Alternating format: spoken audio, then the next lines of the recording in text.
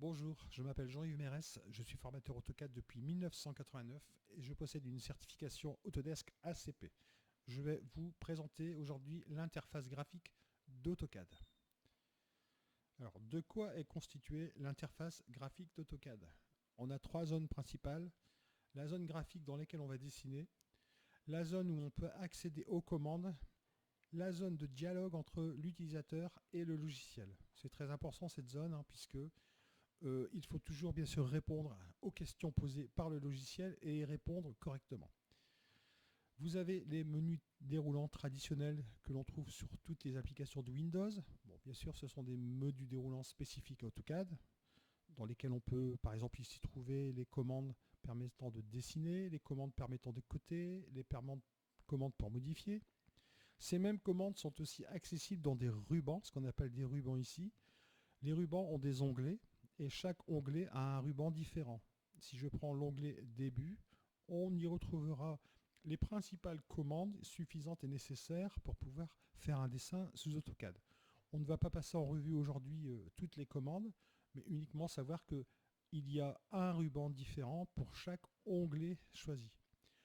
À ce titre, si je veux tracer une ligne, je pourrais aller indiquer dans le menu déroulant et cliquer sur ligne pour ensuite tracer cette ligne, mais je pourrais aussi passer par le ruban pour sélectionner l'outil ligne et aussi tracer une ligne. Donc deux possibilités. Il y en a une troisième et une quatrième qui est de saisir au clavier la commande que vous voulez utiliser.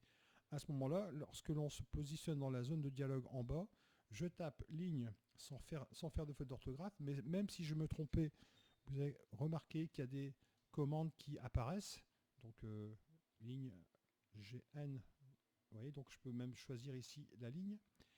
Pareil, la commande me demande de spécifier 2 points. Ou alors je peux aussi spécifier le raccourci clavier, qui est la lettre L pour la commande ligne, L entrée, et je spécifie aussi des points. Alors vous voyez apparaître au milieu de l'écran ce qu'on appelle des saisies dynamiques. Moi je n'aime pas trop, vous voyez apparaître à côté du réticule. Je vais modifier ça en tapant din_mode, c'est une variable, et je vais mettre cette variable qui est actuellement à 1 à 0. Ce qui veut dire que tout ce que je prendrai comme commande, par exemple si je veux saisir un cercle, il faudra toujours que je réponde aux questions qui sont posées en bas, spécifier le centre, mais je ne verrai rien venir polluer la zone graphique. Alors justement, la partie basse, qui est la zone de dialogue, moi j'y ai mis 3 lignes, parce qu'il faut au moins 3 lignes pour pouvoir voir tout ce qui est en rapport avec la commande en cours. En bas à droite, vous avez la barre d'état. Dans cette barre d'état, vous avez des états en fait, ou des affichages possibles. Par exemple ici, je peux demander à ce qu'il y ait une grille qui apparaisse. Bon, je ne sais pas si vous la voyez bien, parce qu'elle est grise, gris clair. Donc là, j'ai activé. On peut activer un pas de résolution, c'est-à-dire que si j'active un pas de résolution, ma souris ne se déplace que de 10 en 10 par exemple. Donc ça, je vais désactiver.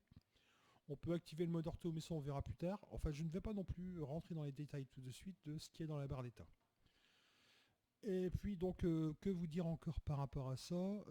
Cette zone ici, elle peut être déplacée éventuellement. Si vous voulez la mettre en haut, vous pouvez. Vous pouvez la mettre où vous voulez. Bon, moi personnellement, je la laisse en bas parce que c'est là où j'ai l'habitude de la voir. D'accord.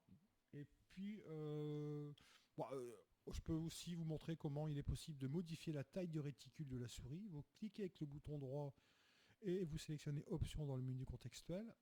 Et là, vous avez taille de réticule ici. Si vous mettez 100 par exemple, vous pouvez voir ici un réticule qui est beaucoup plus grand. Je vais remettre le réticule à 5%. Et voilà.